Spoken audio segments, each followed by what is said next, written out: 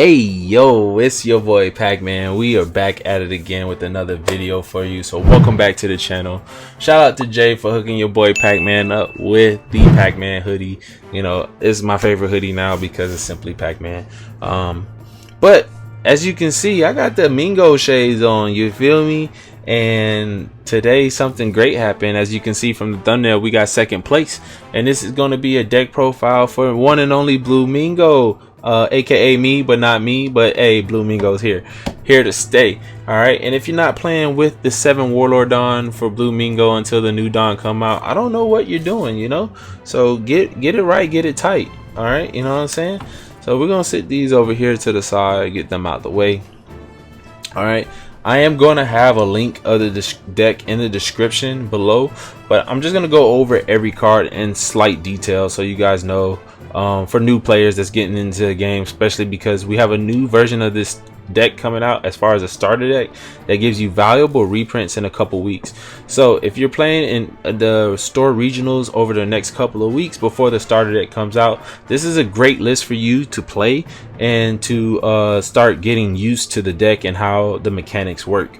All right, now the deck profile will change. I'll bring an updated deck profile list moving forward, because I'm definitely going to be grinding this deck because we got so much support.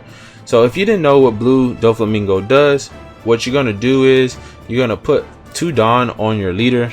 You're going to be able to attack your opponent. When attacking, you'll take your 3rd Dawn and tap it to pay 1 to play a 7 Warlord of the Sea off the top of your deck, right? So this gives us the ability to apply pressure to our opponent as well as establish a board.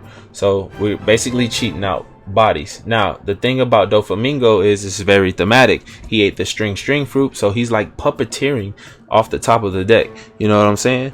So the cards that are going to help you puppeteer, and it's crazy because Doflamingo is actually one of the cards, but the first one you're going to look for on your beginning turns is Perona. Perona costs 1. She's 1k counter, but she gets to look at the top 5 cards of your deck, and looking at the top 5 of your cards of your deck is pretty neat, you know what I'm saying? So you're looking at 5 cards and you're going to set up 7 warlords on the top of your deck to be able to use on your leader effect. Now Doflamingo is a 3-cost version of Perona, but it also has blocker. Being able to establish a blocker for 3 allows you to do the same thing looking at the top 5 to rearrange. So you have 8 cards that help you rearrange the top of your deck. So very big and very crucial to kind of see in your opening hand. All right, next we're gonna go over arguably the most important card, and that's going to be 4-cost Jinbei. All right, so this is your 7 Warlord package. 4-cost Jinbei allows you to cheat out other warlords from your hand. So playing this off the top of the deck for 7, he's going to come in rested from your leader ability, and then he's going to allow you to play another 7 warlord, and your targets for that are going to be Weevil and Gecko Moria. These are your main 2 targets that you want to have, because these are 4 6k bodies.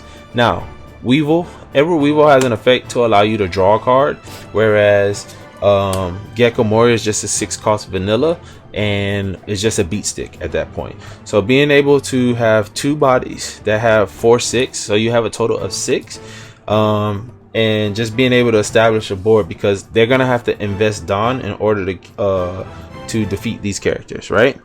The next card is going to be 4-cost Gecko Moria. All right, and the 4-cost Gecko Moria, here, this actual Gecko Moria cannot buy itself back, but it can buy any 7 Warlord of the Sea in your deck back. All right, we're working on trying to get 3 more SPs.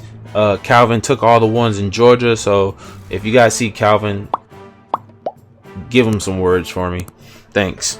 But we're gonna go into the rest of the last bit of the Warlord package. It's just 10 cards, and these are going to be your 2Ks. All right, so you're going to run 10 2Ks, 4 of the Draco Mihawk, 4 of the Law, and then we're going to have 2 of the Crocodile. All right, now these all have their unique effects for you to be able to win the game.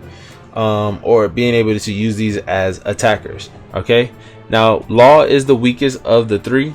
Law is a 4-cost 4K, but it has an activate main that you can return this from your field to your hand, and if your opponent has 6 or more cards in the hand, they have to bottom deck one. Crocodile is going to have an on play effect to where you can pay 1 additional Don to bounce a 2-cost or less to the owner hand. So you're probably going to end up bouncing Piranhas back if you need to use them for later game.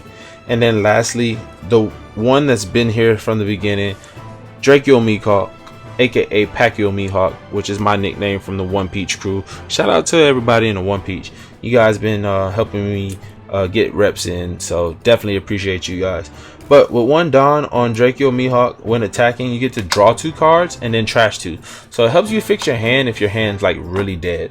So that's always a good card to have. Now we're gonna dive into the tech cards, and from basically these have been the tech cards.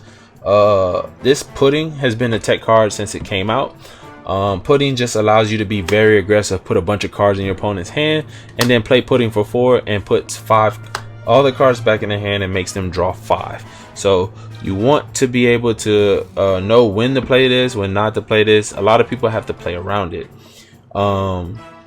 Your next tech card is going to be Jozu. This slot used to be a Boa for me, and I really liked Boa when it came out. I don't know why I didn't play this card off bat, because they came out in the same set, if I'm not mistaken. Actually no, they came in set 8. But shout out to Cody. Cody recently won Eggman's box tournament or case tournament a couple of weeks ago, and he was playing this card at a 2 of, and he also had Boa in his list. But I was like, nah, I'm just gonna max out on this because this has counter and Boa doesn't. Yes, it's a 7K, but Boa is an 8K with no counter. Boa freezes something other than Luffy's from stop attacking, but this allows me to bounce back 5-cost Luffy and Sabos and things of that nature back to the opponent's hand while I'm establishing a 7K body. So against BY, this came in handy. And lastly, my top end is Kaido. You only want to play Kaido when you're at 3 or higher life, but if you're at 3 life, their board needs to be clear in order for you to safely put this down, right? Or you have to have some blockers established to protect yourself, because you don't want to slap this on 10 Don when you're at 3 life and they have a board, because then they're just going to push your face in, and you don't want that. You don't want those problems.